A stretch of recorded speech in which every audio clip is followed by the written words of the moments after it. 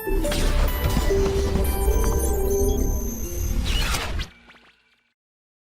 Students, सदिश के अगले लेक्चर में आप लोगों का स्वागत है।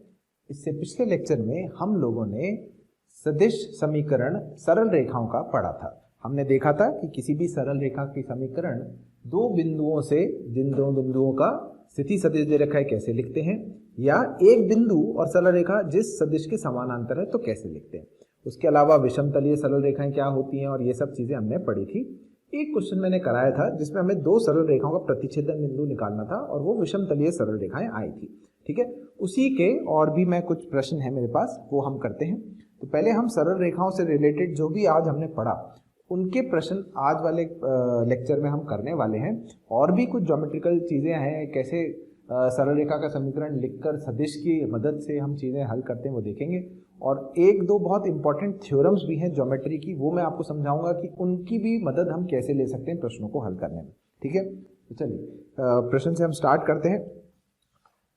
अगला क्वेश्चन लिखेंगे, हमें दो लाइन के समीकरण दे रखे हैं। लाइन पहली, उसका समीकरण है -3 6 0 से तो वो गुजर रही है, प्लस लैम्डा टाइम्स -4 3 2 सदिश के समानांतर है।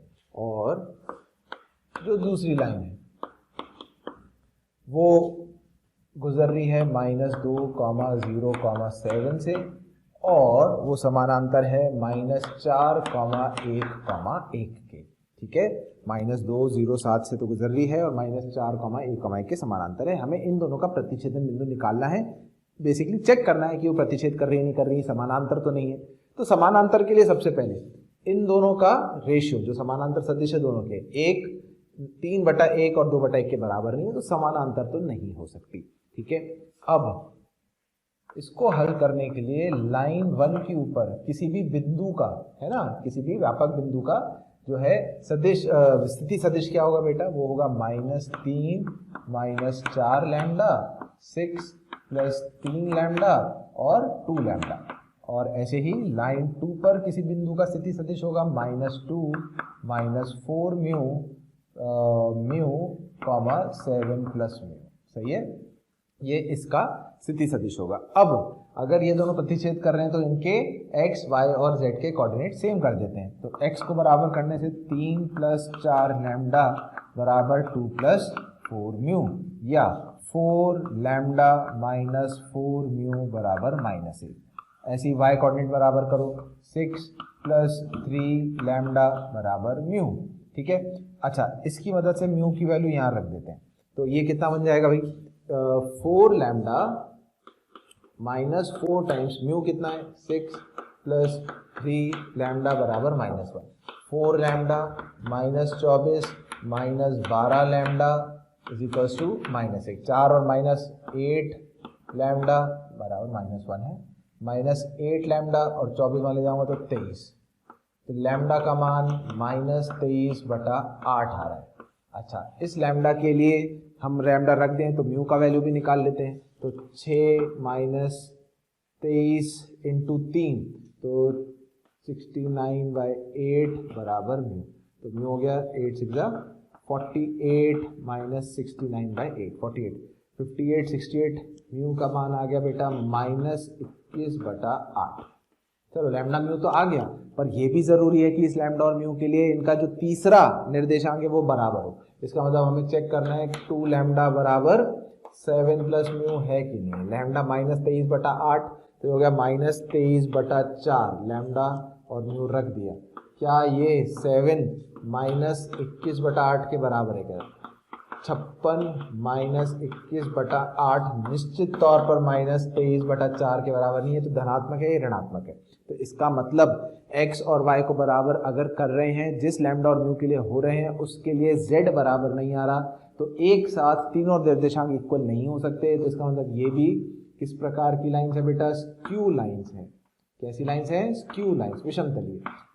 फिर मैं कह रहा हूं अगर आ जाता बराबर तो z बराबर आ जाता, तो लैम्डा म्यू कुछ भी रखकर तीनों कोऑर्डिनेट्स हम निकाल लेते, चाहे लैम्डा रखो चाहे म्यू सेम आ जाता वो, तो वो इसका आंसर होता प्रतिच्छेद करने का, कि वो प्रतिच्छेद इस बिंदु पे कर रही है। अभी के लिए लाइंस कैसी हैं? Skew lines. ठीक है, चलिए अगला क्वेश्चन करते हैं बेटा।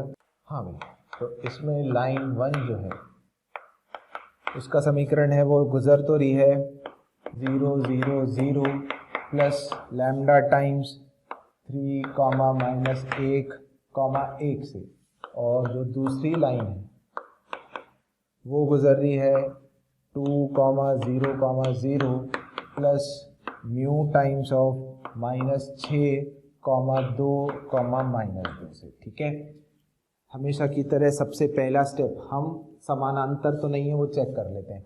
क्या 3 अपॉन माइनस 6 बराबर माइनस 1/2 बराबर 1 अपॉन माइनस 2 है? हाँ है भाई, ये भी -1/2 बराबर -1/2 बराबर -1/2। तो इसका मतलब इन सरल रेखाओं के समानांतर होने के बहुत चांसेस हैं। अब देखो समानांतर का, दोनों समानांतर एक ही सदिश के समानांतर है, ये तो हमें समझ में आ रहा है ना। पर अब ये समानांतर हैं या संपाती हैं कैसे चेक करेंगे? देखो समानांतर यदि होंगी तो इनका कोई प्रतिच्छेदन बिंदु नहीं आएगा, और संपाती हैं तो इनके अनंत बिंदु मिलेंगे जो ये प्रतिच्छेद करने वाले होंगे। ठीक है, तो अब अगला स्टेप हमें जो करना है वो यही करना है कि पहली वाली जो लाइन है उसके ऊपर कोई भी व्यापक बिंदु अगर मैं लिखूं तो 3 lambda comma minus lambda comma lambda आएगा, और लाइन 2 पर कोई भी मैं पॉइंट लिखूं तो वो कितना आएगा बेटा? 2 minus 6 mu comma 2 mu comma minus 2 mu. अब हम चाहते हैं कि अगर ये प्रतिच्छेद कर रही है या नहीं ये देख लेते हैं। समानांतर के साथ प्रतिच्छेद करेंगी तो संपाती, और नहीं करेंगी तो समानांतर, ये आंसर रह जाएगा। तो एक्स वाई जेड को जरा बराबर करें तो हमारे पास आएगा 3 लैम्डा बराबर 2 माइनस 6 म्यू पहला, फिर आएगा माइनस लैम्डा बराबर 2 म्यू दूसरा समीकरण, और तीसरा आएगा लैम्डा बराबर -2 म्यू तीसरा। तो हम ये देख रहे हैं कि इन दोनों से तो सेम लैम्डा बराबर -2 म्यू आ रहा है। अगर मैं यहाँ रख दूं लैम्डा की जगह -2 म्यू रखूं तो ये होगा -6 म्यू बराबर 2 माइनस 6 म्यू बराबर 0 बराबर 2, जो कि गलत है, 0 2 के बराबर नहीं है। तो इसका मतलब कोई लैम्डा और म्यू ऐसा नहीं मिल रहा है जिससे एक्स वाई जेड दोनों लाइनों के समान हो जाए। इसका मतलब प्रतिच्छेद नहीं कर रही। अब प्रतिच्छेद नहीं कर रही तो इसका मतलब आंसर क्या होगा हमारा? समानांतर ही होगा। तो लाइन 1 और लाइन 2 कैसी है? समानांतर सरल रेखाएं हैं। समझ में आई बात? अच्छा, अगला करते हैं। देखो एक क्वेश्चन और कराता हूँ जिसमें मैं आपको ये बताता हूँ संपाती होगा तो अगर मान लीजिए तो कैसे पता चलेगा। तो इसमें लाइन 1 जो है उसका समीकरण हमें दे रखा है। लाइन 1 का समीकरण है 2k cap plus lambda times 3i cap plus 2j cap plus k cap, और लाइन 2 का समीकरण है 3i cap plus 2j cap plus 3k cap plus mu times 6i cap plus 4j cap plus 2k cap. ठीक है, हमें check करना है वही प्रतिच्छेदन बिंदु है नहीं है, समानांतर है, संपाती है, क्या है, या स्क्यू लाइंस है ना, विषम तली है, क्या है, चेक करना है। सबसे पहला काम, इसके जो समानांतर सदिश होता है उनके अनुपात 3/6 बराबर 2/4 1/2। सही है भाई, तो इसका मतलब समानांतर तक तो पहुंच ही गए। ठीक है ना, एक ही तल में है, समानांतर तो है। अब संपाती है या नहीं है उसके लिए वही व्यापक बिंदु लाइन 1 के ऊपर व्यापक बिंदु 3 lambda comma 2 lambda comma 2 plus lambda, और लाइन 2 के ऊपर कोई भी point 3 plus 6 times of mu 2 plus 4 times of mu 3 plus 2 times of mu. अगर x y और z कोऑर्डिनेट को मैं बराबर करूं तो 3 lambda is equal to 3 plus 6 mu, या lambda is equal to 1 plus 2 mu, पहला समीकरण। अच्छा, y को बराबर करूं तो 2 लैम्डा बराबर 2 प्लस 4 टाइम्स ऑफ म्यू, या लैम्डा बराबर 1 प्लस 2 टाइम्स ऑफ म्यू, दूसरा समीकरण। और तीसरा मैं बराबर करूं तो 2 प्लस लैम्डा बराबर 3 प्लस 2 म्यू, या लैम्डा बराबर 1 प्लस 2 म्यू। अरे यार, अगर ऐसे देखो तो तीनों सेम समीकरण आ रहे हैं, lambda equal to 1 plus 2 mu. इसका क्या मतलब है? इसका मतलब बेटा हम कुछ भी एक, मान लो लैम्डा 1 रखा तो म्यू 0, जब लैम्डा को 1 और म्यू को 0 रखा तो 0 0 0 एक्स वाई जेड तीनों के बराबर हैं। इसका मतलब हमें एक ही समीकरण मिली है, वेरिएबल दो है लैम्डा म्यू, समीकरण एक ही है, तो इसका मतलब अनंत लैम्डा म्यू ऐसे होंगे जो उस समीकरण को संतुष्ट करेंगे। इसका मतलब इनके अनंत प्रतिच्छेदन बिंदु है, समानांतर है, और अनंत प्रतिच्छेदन बिंदु इसका मतलब लाइंस कैसी है, समपाती है। आ गई बात समझ में, ये समपाती सरल रेखा है। तो बेटा इस प्रकार से जब क्वेश्चन आए कि प्रतिच्छेदन बिंदु की जरूरत पड़े तो दो लाइनों को कैसे हल करना है हमें आना चाहिए, ठीक है। इतनी आपसे उम्मीद करी जाती है कि अगर लाइनों को सॉल्व करना पड़े तो आप उनको हल कर सकते हो उनके प्रतिच्छेदन बिंदु को निकालने के लिए, ठीक है। अच्छा चलिए अब अगला क्वेश्चन करते हैं बेटा, जिसमें ज्योमेट्रिकली जो है चीजें वगैरह दे रखी होंगी क्वेश्चन में और उसके अनुसार हमें क्वेश्चन हल करना होगा।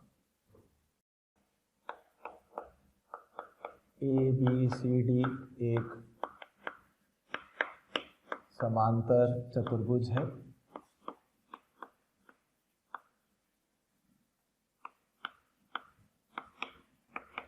ठीक है, एक समानांतर चतुर्भुज है। थैंक यू प्यारे बच्चों, आप सभी हमारे मोशन के जो वीडियोस हैं उनको आप देख रहे हैं और अपना प्यार हम सबके साथ बांट रहे हैं, उसके लिए बहुत बहुत धन्यवाद। और मैं आपसे रिक्वेस्ट करता हूं कि आपको नीचे डिस्क्रिप्शन में जो लिंक दिया गया है ताकि आप हमारे लेक्चर्स, वीडियो लेक्चर्स आराम से देख सकें, उसके लिए आप लिंक पर जाके क्लिक करें और अपना एनरोलमेंट सुनिश्चित करें। उसके अलावा अगर आप हमारे डाउट्स सॉल्विंग उसको एनरोल करना चाहते हैं, साथ ही साथ स्टडी मटेरियल भी चाहते हैं, तो वो भी डिस्क्रिप्शन में जो लिंक दिया गया है उस पर जो प्रीमियम हमारा अकाउंट है उस पर क्लिक करके आप उसको एनरोल कर सकते हैं।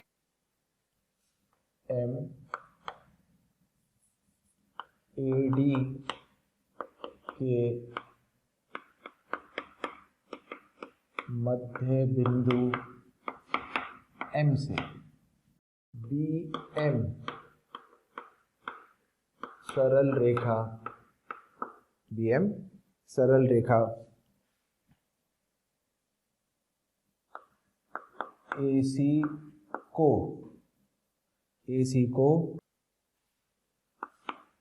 R बिंदु पर और AC को R बिंदु पर और CD को आगे बढ़ाने पर Q पर प्रतिच्छेद करती है, ठीक है। तब आपको QR और RB का अनुपात कितना है, इसका मैथमेटिकल वैल्यू कितनी है ना, वो हमें इसमें ज्ञात करनी है, ठीक है बेटा।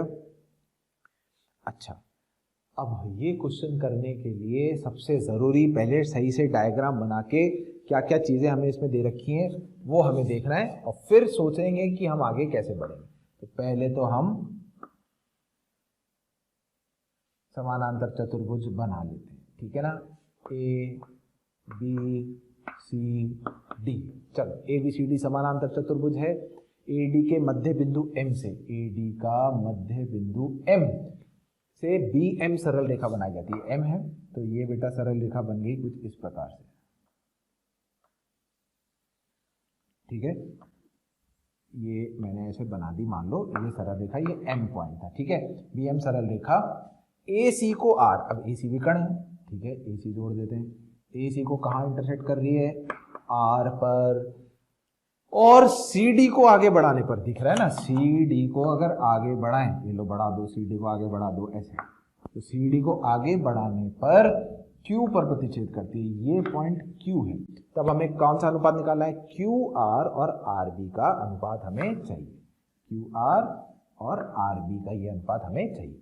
अच्छा बेटा जब इस प्रकार के क्वेश्चन आते हैं तो हल करने के लिए जैसे डायग्राम तो बना ही लिया, तो सबसे बढ़िया है सदिश के रूप में हम क्या करते हैं, हम कुछ बिंदुओं के स्थिति सदिश लिखना शुरू करते हैं। तो सबसे बढ़िया किसी एक को मूल बिंदु मान लो, अच्छा इससे जैसे ये जा रहा है ना, तो इसको मैंने B सदिश मान लिया, और जैसे यहाँ से ये निकल के जा रहा है तो इसको डी सदिश मान लिया। कम से कम जितने मान सकते हो उसके अनुसार बाकी लिखेंगे। अच्छा, अब ये समानांतर चतुर्भुज है, समानांतर चतुर्भुज है तो बेटा ये क्या हो जाएगा, ये b प्लस डी हो जाएगा। विकर्ण मैंने लिखवाया था आपको, ये b प्लस डी होगा, ये b है ना तो ये भी b सदिश है, तो ये d प्लस b तो ये b प्लस डी सदिश हो गया।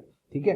अच्छा, m जो है स्थिति सदिश a और d का मध्य बिंदु था, क्वेश्चन में दे रखा है मध्य बिंदु, तो इसका मतलब ये हो जाएगा d बटा 2। अब बेटा मेरे को क्यू आर और आर बी का अनुपात चाहिए, तो मैं क्या चाहता हूं कि मेरे पास किसी तरह आर का स्थिति सदिश आ जाए और क्यू का स्थिति सदिश आ जाए। आर पॉइंट आ जाएगा और क्यू पॉइंट आ जाएगा, तो मैं क्यू आर की लंबाई और आर बी सदिश की लंबाई निकाल के उसका रेशो मैं ले लूंगा। अच्छा, आर किस सरल रेखा का इंटरसेक्शन पॉइंट है ये देखते हैं।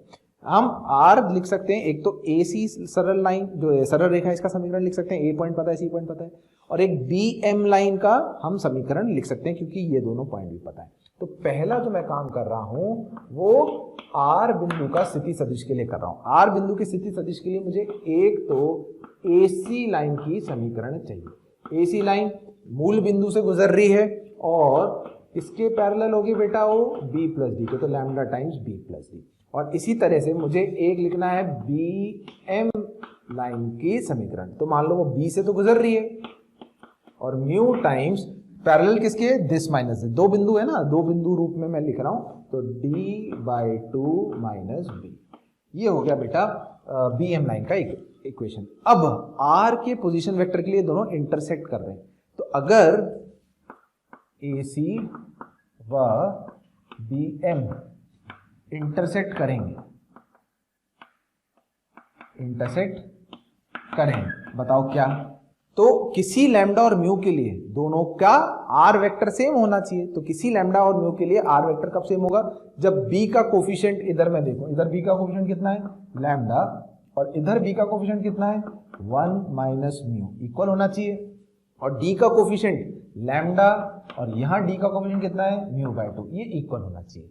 तो बेटा यहां से मुझे म्यू की वैल्यू पता चल गई 2 लैम्डा, म्यू की वैल्यू मैं यहां रख दूं तो lambda is equals to 1 minus 2 lambda, तो लैम्डा का मान कितना हो गया भाई 1/3। जैसे ही लैम्डा का मान आ गया मेरे पास आर बिंदु का स्थिति सदिश आ जाएगा, लैम्डा रख दो या म्यू जो भी निकाला है वो रख दो, लैम्डा को 1/3 रखा तो बेटा कितना हो गया बी प्लस डी बटा 3, ये हमारे पास आर का स्थिति सदिश आ गया। बिल्कुल ऐसे ही अब Q का स्थिति सदिश निकालना है, तो Q के लिए एक तो बेटा ये बी एम लाइन जो लिखी है यही चलेगी और एक सी डी लाइन चलेगी। ठीक है, तो अब दूसरे स्टेप में हम कर रहे हैं फॉर Q पॉइंट।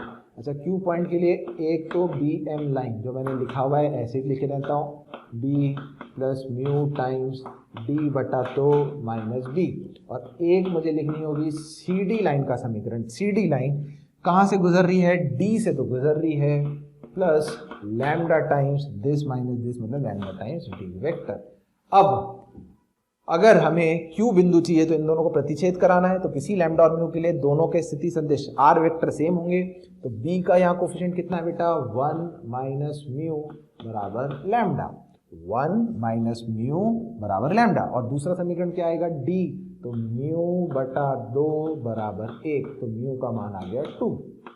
बहुत बढ़िया, म्यू का मान जैसे ही आपने 2 रखा तो आपको Q मिल जाएगा कितना, म्यू को 2 रखा बेटा तो 2 से 2 कटेगा D और माइनस B, तो ये हो गया D माइनस B। ठीक है। अच्छा, क्या आप QR वेक्टर निकाल सकते हो? अब R भी पता है और Q भी पता है, तो QR वेक्टर क्या होगा, बाद वाले का स्थिति सदिश B plus D by 3 minus D plus B हो जाएगा, तो B बाई 3 प्लस B, तो हो गया 4 बटा 3 D वेक्टर माइनस 2 बटा 3 D वेक्टर, ये हो गया बेटा QR वेक्टर। और एक हमें RB चाहिए, तो RB वेक्टर देख लेते हैं कितना होगा, इन दोनों की लंबाई का अनुपात। तो पहले मैं वेक्टर निकालूं RB वेक्टर, तो ये होगा B माइनस R जो कि है B प्लस D बटा 3, तो B minus B by 3 2B by 3 minus D by 3 RB हो गया। अब QR अपॉन RB का क्या मतलब है बेटा, QR सदिश का मापांक परिमाण अपॉन RB सदिश का परिमाण, परिमाण मतलब उसकी लंबाई है, यही अपन को चाहिए था। तो बेटा QR की लंबाई कितनी हो गई, अगर आप देखो तो इसमें से 2 बटा 3 कॉमन ले, 2/3 कॉमन लोगे तो 2b vector minus d vector का परिमाण अपॉन, अच्छा rb में से बेटा 1/3 कॉमन ले तो 2b vector minus d vector का परिमाण, ये तो कट गया परिमाण, 1/3 से 1/3 कट गया, तो ये वैल्यू कितनी आ गई, QR अपॉन RB की वैल्यू 2/1। ठीक है, फिर से मैं एक बार समझा देता हूँ क्या किया था। ठीक है, हमें बेटा जो जो पहले क्वेश्चन में ज्योमेट्री जो दे रखी है उसके अनुसार पहले डायग्राम बनाना है। डायग्राम बनाने के बाद हमसे वो बोल रहा था QR और RB का अनुपात निकालो। अच्छा, QR और RB के अनुपात के लिए हमें Q और R के पोजीशन वेक्टर चाहिए थे। हमेशा जब भी डायग्राम आए अपने सुविधा अनुसार किसी भी बिंदु को एक मूल बिंदु मान के बाकी बिंदुओं के स्थिति सदिश लिखते जाओ। जितने कम वेरिएबल रखोगे उतना अच्छा माना जाता है, उतना आसानी से हल कर पाएंगे। तो इसमें 2 वेरिएबल b और d वेक्टर मानने से बाकी सब मैं लिख सका। फिर मैंने सरल रेखाओं के समीकरण निकाले AC का और BM का, जिससे प्रतिच्छेदन से R का स्थिति सदिश आ गया, और BM और CD के समीकरण से सरल रेखा के Q का प्रतिच्छेदन बिंदु Q का स्थिति सदिश आ गया।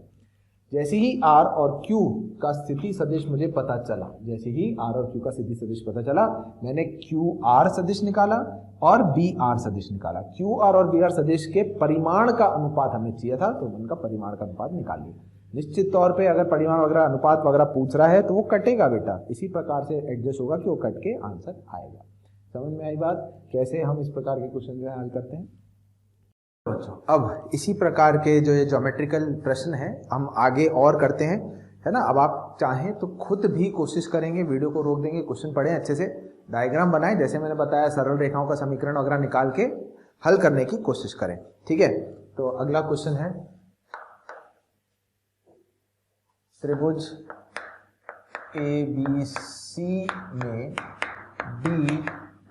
DBC को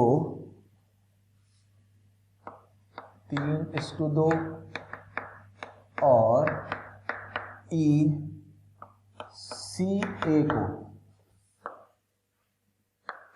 CA को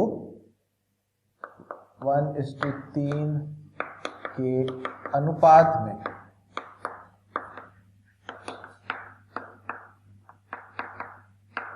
विभाजित करता है। ठीक है, 1:3 के अनुपात में विभाजित करता है। अच्छा, AD व BE H पर मिलती हैं व CH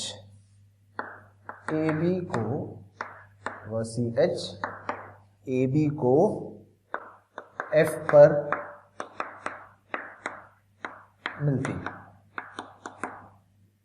प्यारे बच्चों, हमें रोज ढेरों और ढेरों कमेंट्स मिल रहे हैं और उसमें हमें स्टूडेंट्स की रिक्वेस्ट भी आ रही है कि सर हमें इस पर्टिकुलर टॉपिक का वीडियो चाहिए या इस पर्टिकुलर टॉपिक के हमें कुछ क्वेश्चंस चाहिए। तो मेरी आपसे एक रिक्वेस्ट है कि आप मोशन के जो है YouTube चैनल पे जाइए, उसको सब्सक्राइब करिए, उसके बेल आइकन को दबाइए ताकि आपको सारे नोटिफिकेशंस टाइम टू टाइम मिलते रहें। क्योंकि हमें ज़्यादातर जिन चीज़ों की रिक्वेस्ट मिल रही है, जिस वीडियो की रिक्वेस्ट मिल रही है, आप YouTube चैनल पे जाके चेक करेंगे तो आप देखेंगे कि हमने ऑलमोस्ट सारे ही जो वीडियोस हैं वो अपलोड कर रखे हैं। तो आप उसको आराम से एनरोल करके वीडियोस देख सकते हैं ताकि आप उसका ज़्यादा से ज़्यादा जो है फ़ायदा उठा सकें। तब FAB को किस अनुपात में विभाजित करता है ज्ञात करें। ठीक है, फिर से मैं क्वेश्चन पढ़ देता हूं। त्रिभुज ABC में D जो है वो BC को 3:2 और E जो है वो CA को 1:3 के अनुपात में विभाजित करता है। AD और BE H बिंदु पर मिलते हैं और CH AB को F पर जाकर मिलती है। तब F जो है वो AB को किस अनुपात में विभाजित कर रही है, ये हमें ज्ञात करना है। ठीक है, तो जैसा मैंने बोला, सबसे पहले सही डायग्राम बनाना बिल्कुल सही तरीके से सबसे ज़्यादा इम्पॉर्टेंट है। तो अब जो इसमें कन्फ्यूजन्स दिमाग में आ सकते हैं मैं बताता हूँ। आप लोग ध्यान से सुनेंगे। ABC ट्राइंगल के अंदर BC को ध्यान रखना, BC, तो बेटा पहले B बिंदु लिखा है तो B से 3 और C से 2 का अनुपात लेना है। तो D जो होगा यहाँ कहीं होगा और ये 3:2 का अनुपात होगा। ठीक है ना, कंफ्यूज नहीं होना कि 3:2 या 3:2 कैसे। तो जो बिंदु पहले लिखा है उससे शुरू होते हुए ऑर्डर का ध्यान रखते हुए हमें करना है। ECA को 1:3, तो यहाँ कहीं E आ गया, ये 1:3 का अनुपात दिया हुआ है। अब AD और BE, AD बनाते हैं और BE बनाते हैं, तो ये आया AD और ये आया BE। AD और BE आपस में H पर मिलते हैं, तो जो CH लाइन है ना, CH AB को F पर जाकर मिलती है।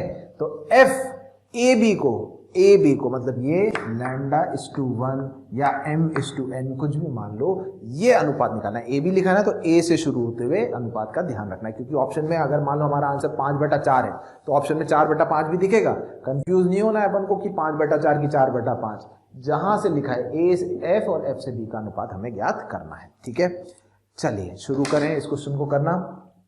आप लोगों ने कोशिश कर ली, अगर वीडियो रोक कर बहुत बढ़िया बात है, हो गया तो अच्छी बात है, नहीं हुआ तो मैं बता रहा हूँ कि कैसे इसको हल करना है। ठीक है, तो जैसे मैंने बोला, हमें किसी भी एक बिंदु को मूल बिंदु मान लेते हैं, इसको हम A, इसका पोजीशन वेक्टर और इसका C पोजीशन वेक्टर, किसी को भी, A को भी मूल बिंदु मान सकते हो, C को भी मान सकते हो, कुछ भी मान लो। अच्छा बेटा, हमें A, F और FB के लिए F के पॉइंट तक पहुंचना पड़ेगा। अच्छा, F पॉइंट है AB और CH का इंटरसेक्शन पॉइंट, तो हमें CH लाइन चाहिए। अच्छा, CH लाइन के लिए पहले H पॉइंट चाहिए। H कहां से आया था? AD और AD और BE का इंटरसेक्शन पॉइंट।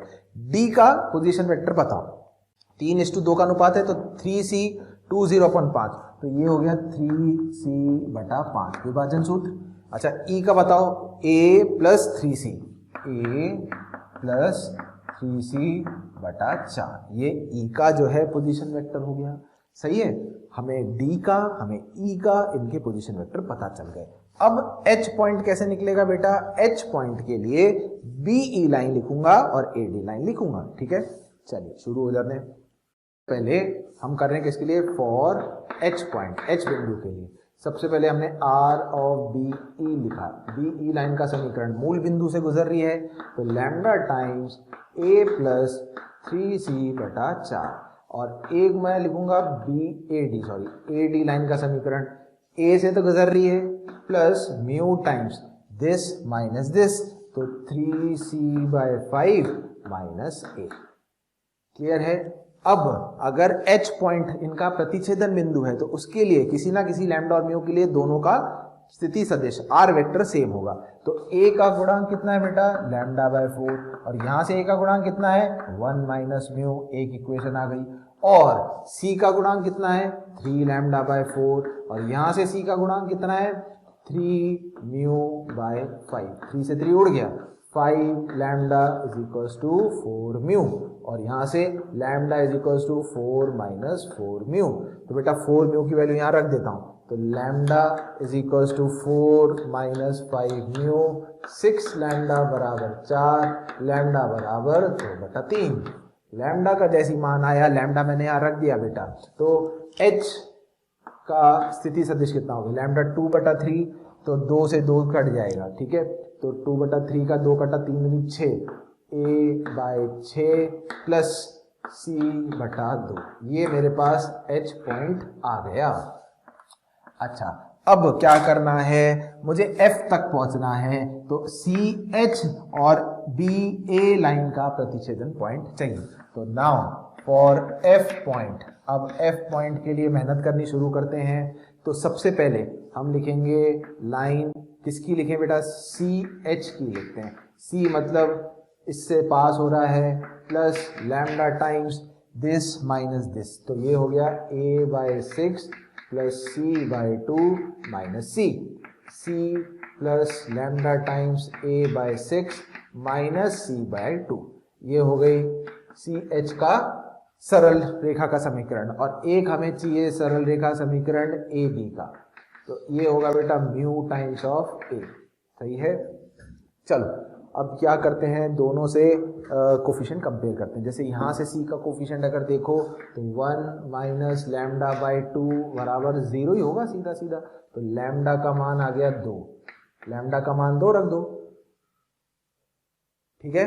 लैम्डा का मान जैसे ही आपने 2 रखा तो c प्लस a बटा 3 माइनस c, ठीक है बेटा। तो f का स्थिति सदिश कितना हो गया, a बटा 3 ये मिल गया। अब हमें AF और BF का अनुपात चाहिए, तो बेटा AF कितना हो गया, चलो बताओ। AF वेक्टर कितना हो गया, AF वेक्टर हो गया a minus a by 3, a minus a by 3 का मापांक ले लेता हूँ सीधा सीधा, तो ये 2a बाई 3 का परिमाण हो गया। अच्छा, और BF का परिमाण कितना हो गया, ये a बाई 3 का हो गया। तो AF का परिमाण अपॉन BF का परिमाण, यही अनुपात हमें चाहिए था, λ/1। तो आंसर कितना आ गया बेटा, 2/1, a बटा 3 कट गया, तो 2:1 हमारा इसका आखिरी आंसर होगा, ठीक है। बिल्कुल सेम जैसे पिछले क्वेश्चन में किया था वही किया है, सही डायग्राम बनाया है, लाइन की इक्वेशन लिखी है, लाइन की इक्वेशन के साथ प्रतिच्छेदन बिंदु जो जो जरूरत है लिखते गए हैं और आगे बढ़ते चले गए, ठीक है। तो ये बेटा इसको हल करने का तरीका हो गया, ठीक है। अगर आपने ये लिख लिया है तो अब ऐसे प्रश्नों को हल करने के लिए एक प्रमेय मैं लिखवाता हूँ, बहुत बढ़िया प्रमेय है। ऐसे देखो तो कोर्स में, जेई के कोर्स में नहीं है, पर ज्योमेट्रिकल चीजें कोर्स में ना होना, अलग से याद करना भी बहुत इंपॉर्टेंट है। कुछ कुछ ऐसी प्रमेय हैं ज्योमेट्रिकली जिनकी मदद से क्वेश्चन एकदम ताबड़तोड़ तरीके से आसानी से हल हो जाते हैं, ठीक है। तो जो मैं प्रमेय की बात कर रहा हूं उसका नाम है बेटा सेवाज थ्योरम, सेवाज प्रमेय, ठीक है। तो मैं क्या कर रहा हूं, ये क्वेश्चन तो मैं नहीं हटा रहा हूं, ठीक है, जो मैंने हल किया ये हटा रहा हूं, जगह मिल जाएगी मुझे लिखने की, आपको समझाने की प्रमेय क्या है, और इस क्वेश्चन को फिर उस प्रमेय की मदद से भी मैं बताऊंगा। तो अब आपको अगर वो प्रमेय याद है और क्वेश्चन में क्लिक कर जाए कि हाँ यार ये अप्लाई कर सकते हैं, तो बिल्कुल अप्लाई करके क्वेश्चन को हल करना चाहिए, ठीक है। क्या नाम है, सेवाज थ्योरम, सेवाज प्रमेय, ठीक है ना। सेवाज, अब सेवाज मैथमेटिशियन थे तो हिंदी में भी उनको सेवाज ही बोलेंगे। अब मेरा नाम अर्जुन है इंग्लिश में, तो हिंदी में भी अर्जुन ही बोलूंगा, तो इसका हिंदी अनुवाद कुछ नहीं है, थ्योरम प्रमेय हो गया, ठीक है ना। तो सेवाज प्रमेय, सेवाज प्रमेय क्या कहता है कि किसी भी त्रिभुज में यदि तीनों शीर्षों से सरल रेखाएं बनाई गई और वो तीनों सरल रेखाएं त्रिभुज के अंदर किसी एक बिंदु P पर प्रतिच्छेद करती हैं, ठीक है ना, ये जरूरी है।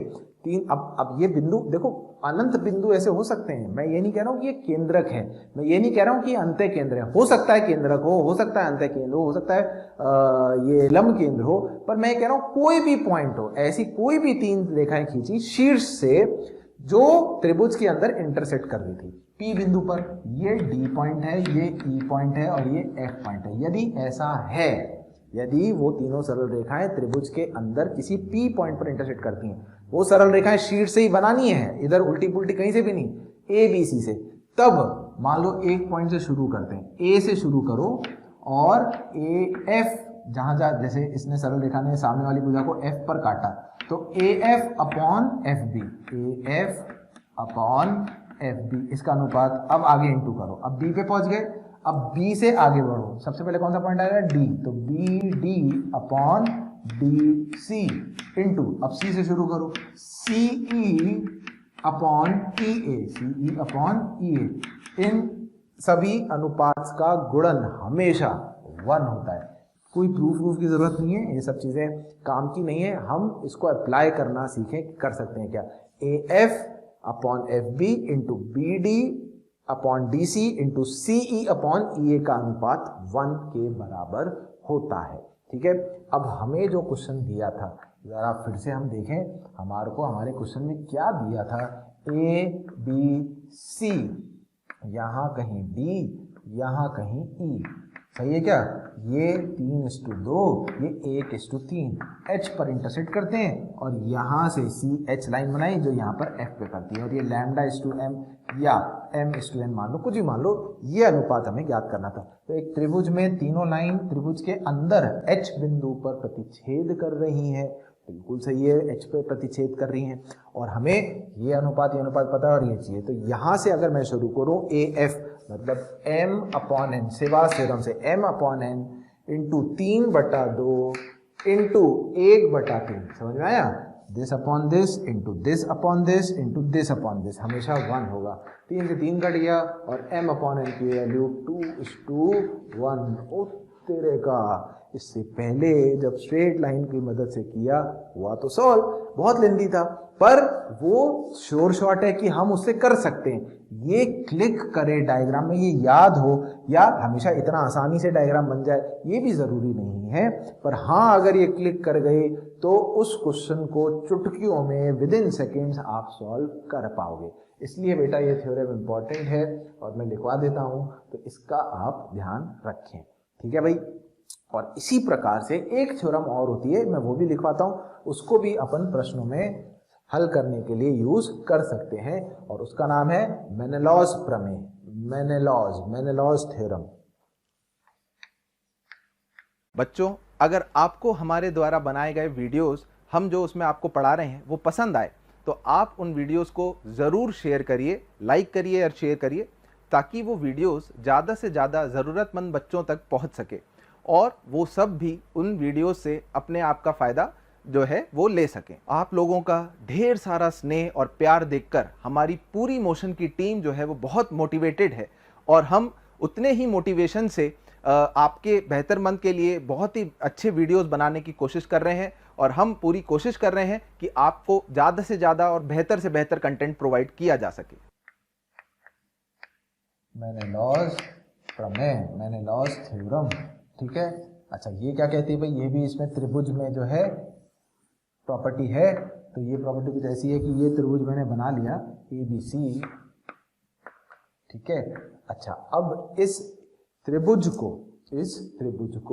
एक लाइन ने तीनों भुजाओं को काट के गई, एक सरल रेखा तीनों भुजाओं को काट गई। अब देखो तीनों भुजाओं को ऐसे अंदरूनी नहीं काट सकते, 2 भुजाओं का अंत्य और एक को बाहरी विभाजन उसने किया। ये पॉइंट्स मैं लिख लेता हूं कि मान लो ये D पॉइंट है, ये साइड, अब BC को आगे बढ़ाने पर काटा उसने E पर और ये F पॉइंट है। अगर ऐसा हो रहा है तो उसमें तो शीर्ष से हमने तीनों लाइन खींची थी जो त्रिभुज के अंदर एक बिंदु प्रतिच्छेद करती है। यहाँ पर एक सरल रेखा आई जो तीनों भुजाओं को काट के निकल गई। अब काट के निकल गई ऐसे नहीं, तो 2 को तो अंदरूनी और एक को बाहर ऐसे काट के निकल गई, ठीक है। तब एक से शुरू करो, ए से किसी भी एक शीट से, AD जहां काटा उस पॉइंट पर आना है, AD upon DB into AD upon DB। अब B पे पहुंच गए, अब B से पहले काटा कहां है, E पर, ध्यान रखना। तो B से लेकर E तक करना है पहले, BE अपॉन CE, ठीक है ना। A से जिस बिंदु पे काटा था और फिर उस बिंदु से दूसरा वाला शीर्ष, तो B से जहां काटा था E और उससे ये वाला शीर्ष, तो BE अपॉन CE। अब C पे पहुंच गए तो CF अपॉन FA। इनका अनुपातों का गुणन भी 1, वैसे तो एक्चुअली होता -1 है, पर अभी मैं क्या है इनकी लंबाइयों की बात कर रहा हूं, है ना। जैसे वो विभाजन सूत्र में पढ़ा था ना, बाहरी विभाजन करता है तो लैम्डा नेगेटिव आता है, तो उसके हिसाब से उन्होंने -1 लिखा है। पर अगर हम लेंथ की बात करें, भुजाओं की लंबाइयों की बात करेंगे तो पॉजिटिव ही आएगा, तो उसको +1 रखोगे तो भी काम हो जाएगा। तो ये 2 थ्योरम्स एक्स्ट्रा है जो आप याद रखोगे तो मजा आएगा आपको। क्वेश्चन अगर क्लिक करेगा तो चुटकियों में सॉल्व हो जाता है, ठीक है। चलिए एक क्वेश्चन और करते हैं बेटा, मैं एक क्वेश्चन और देता हूं आपको हल करने के लिए, वो भी आप कोशिश करेंगे सॉल्व करने की। और मैं फिर कह रहा हूं, अगर सेवास थ्योरम या मेनेलॉज थ्योरम नहीं हमें दिमाग में आ रहा है तो ऐसा नहीं कि क्वेश्चन नहीं होगा, क्वेश्चन तो होगा ही होगा सॉल्व। कैसे होगा, सरल रेखाओं का समीकरण लिखकर उनका प्रतिच्छेदन बिंदु निकाल के जैसे समझाया उस प्रकार से तो हम क्वेश्चन को हल कर ही सकते हैं, ठीक है। चलिए क्वेश्चन लिखें। क्वेश्चन है त्रिभुज AOB में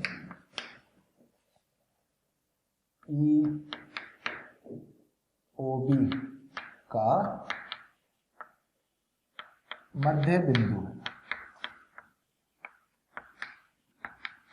EOB का मध्य बिंदु है। FBA को 1:2 के अनुपात में विभाजित करता है, तब OP अपॉन PF ज्ञात करें यदि P जो है P OF और AE का प्रतिच्छेदन बिंदु है।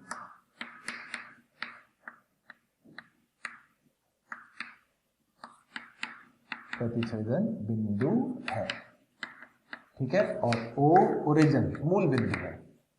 और क्वेश्चन में O जो है वो कौन सा पॉइंट है बेटा? O ओरिजिन दे रखा है, O जो है मूल बिंदु हमें दिया हुआ है। अच्छा, तो कैसे करेंगे भाई इस क्वेश्चन को? वही सबसे पहले हम क्या करें, पहले हम डायग्राम बनाते हैं, ठीक है। तो मैं आपके लिए सरल रेखाओं की मदद से जो है वो तो करूंगा ही, और फिर देखते हैं कहीं शेवाज या मनलॉस थ्योरम में से कोई थ्योरम तो नहीं लग रही। डायग्राम बना ले पहले, फिर देखते हैं। तो सबसे पहले ट्राइंगल AOB, ओके, ट्राइंगल बना लेते हैं भाई। AOB, O तो मूल बिंदु हो ही नहीं रहा है, तो इसको हाथों हाथ पहले ही A सदिश और B सदिश मान लेते हैं, ठीक है ना। ये A सदिश और ये B सदिश। अब क्या है, FBA को 1:2, तो यहाँ F ले लेते हैं, BA लिखा है तो पहले B से 1 और यहाँ से 2, 1:2 के अनुपात में विभाजित करता है। तब OP अपॉन PF, तब OP अपॉन PF, जहाँ P क्या है, P OF और AE का, अरे E पॉइंट कहाँ है, रुक जाओ, अच्छा E भी तो दिया है, EOB का मध्य बिंदु है, हाँ दे तो रखा है, EOB का मध्य बिंदु, तो यहाँ कहीं E पॉइंट आ रहा है, AE को ज्वाइन किया तो ये पॉइंट आ गया P, सही है। अब हमें OP और PF का अनुपात निकालना है, तो उसके लिए हमें P पॉइंट तक जाना पड़ेगा। अच्छा, P पॉइंट के लिए क्या, E का हमें वो पता होगा क्या, मध्य बिंदु है ना बेटा, है तो मध्य बिंदु है, तो स्थिति सदिश हो गया B/2। अच्छा, F 1:2, अनुपात लगा दो, विभाजन सूत्र 1, तो A + 2B बटा 3। अच्छा, P का इंटरसेक्शन पॉइंट चाहिए, तो P के लिए मुझे एक तो OF लाइन का समीकरण चाहिए, कितना होगा बेटा, लैम्डा टाइम्स A + 2B बटा 3, और एक मुझे AE लाइन का समीकरण चाहिए, AE, तो A से तो पास कर रही है, plus mu times B/2 minus, दो बिंदु रूप में मैंने समीकरण लिख लिया। अब इंटरसेक्शन पॉइंट अगर निकालना है तो फॉर P पॉइंट दोनों के जो है लैम्डा और म्यू के किसी मान के लिए स्थिति सदिश जो होगा वो बराबर कर देते हैं। तो पहले से A का कोफिशिएंट है लैम्डा बटा 3 और यहाँ पर है 1 माइनस म्यू, है ना, और B का कोफिशिएंट कितना है बेटा, वो है 2 लैम्डा बाय 3 बराबर म्यू बाय 2। तो यहाँ से हम चाहें तो म्यू की वैल्यू देख सकते हैं, 4 लैम्डा बाय 3 आ गई, ये यहाँ रख देते हैं, तो क्या आएगा हमारे पास, lambda by 3 is equal to 1 minus 4 lambda by 3, ठीक है। तो 5 लैम्डा बाय 3 बराबर 1, तो लैम्डा बराबर 3/5, लैम्डा की वैल्यू आ गई 3/5, लैम्डा में रख दूंगा 3/5, तो मेरे पास P पॉइंट आ जाएगा। P पॉइंट कितना आएगा, 3/5, 3 कट जाएगा, A/5 प्लस 2B/5। अब हमें OP चाहिए, तो OP वेक्टर की लंबाई कितनी होगा भाई, A + 2B का मापांक अपॉन 5, और एक PF चाहिए, तो चलो पहले PF निकाल लेते हैं। PF कितना होगा, A/3 plus 2B/3 minus A/5 minus 2B/5, तो A/3 माइनस A/5 कितना होगा बेटा, 5 माइनस 2A/15 प्लस 5 3 ये 15 हो गया, ठीक है। 5 दूनी 10 माइनस 6, 10 माइनस 6 4B/15, तो आप इसमें से 2/15 कॉमन ले लो तो A + 2B बचेगा, इसका परिमाण अगर आप देखो तो PF का, ठीक है। अब आपने OP और PF के परिमाण का जो है अनुपात ले लिया, तो बेटा A + 2B से A + 2B तो कटेगा, OP का था 1/5 अपॉन 2/15, तो 15 ऊपर जाएगा, 5 से कटेगा 3/2, आखिरी आंसर कितना आएगा 3/2। तो हमसे जो क्वेश्चन में पूछा गया है उसका आंसर कितना है 3/2। बहुत सिंपल सा है, लाइन की इक्वेशन निकाली, सिर्फ किया ना अभी तक इतने सारे क्वेश्चन में, उसकी मदद से हमने हल इस क्वेश्चन को कर लिया। अच्छा, अब अपन इसमें ये देखें, देखो इसमें लाइनें तो 2 ही हैं, ठीक है, तो हम इसमें सेवास थ्योरम तो जो है वो यूज कर नहीं सकते हैं, सेवास थ्योरम तो यूज हम कर नहीं सकते हैं। तो अब हम यूज किसका करें इसमें, जिससे हमारा आंसर जो है वहां तक हम पहुंच जाएं।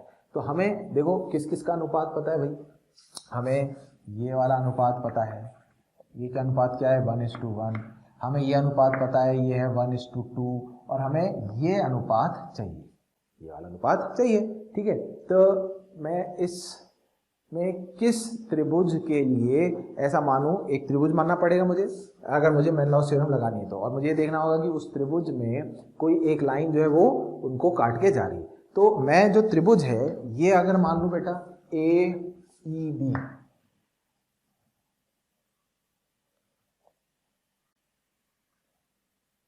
इससे फर्क पड़ेगा क्या, देखते हैं चलो। अगर ये मैं त्रिभुज मानूंगा और ये लाइन ऐसे काट के गई तो this upon this, AP upon क्या चाहिए अपन को, OP चाहिए, नहीं इससे तो नहीं होगा, तो अपन को ये त्रिभुज मानना पड़ेगा, ठीक है, ये वाला त्रिभुज, और ये लाइन ने उसको काटा। देखो मैं फिर से बताता हूँ, ट्राइंगल में यहाँ बनाता हूँ, एक लाइन में आपको समझ में आ जाएगा। भाई हमें जिनका अनुपात चाहिए, ये A, ये E, ये O, ये P, ये F, ये C, ये B पॉइंट है, ठीक है। ये हमें दे रखा है 1:2 का अनुपात, ये 1:1, ये हमें फाइंड करना है OP और PF। तो मैं इसे M:n मान लेता हूँ। अब मैं जो आपसे बोल रहा हूँ ट्राइंगल मानने की, वो ट्राइंगल ये वाला ट्राइंगल लेते हैं OFB, ठीक है, और इस त्रिभुज को ये सरल रेखा ने जो है काटा, AE काट के गई, तीनों भुजाओं को काट के जा रही है, दिख रहा है। तो कहीं से भी शुरू करते हैं, O से शुरू करते हैं, जहां पॉइंट पर काटेगी उसका अनुपात हम करते रहते हैं। और ये DF को ये देखो बाहर रे इसने विभाजन दिया, तो starting from O, OP upon PF into OP upon PF। अब F पे पहुंच गए। अब इस लाइन ने इसको कहाँ काटा बेटा, A पे काटा, तो पहले FA लूंगा, ठीक है, तो FA अपॉन अब दूसरे वाले शीट से BA इंटू, अब B पे पहुंच गया, अब इस लाइन ने E पे काटा था, तो BE अपॉन OE, इसका अनुपात 1 होगा। OP अपॉन PF हमें फाइंड करना है, M अपॉन N। FA कितना होगा बेटा, FA 2 दे रखा है। अच्छा BA कितना होगा, 2 + 1 टोटल 3 हो जाएगा, तो 2:3 का अनुपात, और BE अपॉन OE 1:1 बराबर 1 हो गया, काम खत्म। M अपॉन N हमें चाहिए था, कितना आंसर आया 3/2। ये देखो इधर भी मेहनत करके जो हमने आंसर निकाला था ये कितना आया था 3/2। तो बस यही जो चीज़ मैं आपको समझा रहा हूँ कि किस त्रिभुज में हमें ये लगाना है वो क्लिक कर जाए। अब कैसे, क्योंकि बेटा OP और PF चाहिए था, तो इसको तो हमें किसी ना किसी त्रिभुज की जो है भुजा माननी थी। अब इसको इस लाइन ने काटा है AE ने, तो हम OPB त्रिभुज में मान लेते हैं कि ये लाइन तीनों भुजाओं को काट के गई। उसके बाद जैसे मैनलॉस थ्योरम मैंने बताई वो लगाओ और आगे बढ़ जाओ, और आगे बढ़ गए सही से तो सही आंसर जैसे बोला चुटकियों में आ जाएगा। इतना सारा कैलकुलेशन करना का समय सारा बचेगा, ठीक है। तो उम्मीद करता हूँ कि सरल रेखाओं की मदद से कैसे प्रतिच्छेदन बिंदु या कैसे इस प्रकार के क्वेश्चंस में अनुपात वगैरह जो है वो हम कैलकुलेट करते हैं वो आपकी समझ में आया होगा, ठीक है। बच्चों, अगर आप चाहते हैं कि आपको हमारे द्वारा पढ़ाए गए वीडियोस, स्टडी मटेरियल या और भी कुछ चीज़ों की ज़रूरत है वो आप तक पहुँचे, तो आप नंबर 18002121 वापस रिपीट करता हूँ 18002121 पर कॉल करिए। कोई भी क्वेरी है आप इस पे कॉल करिए, आपकी क्वेरी का पूरा समाधान मिलेगा।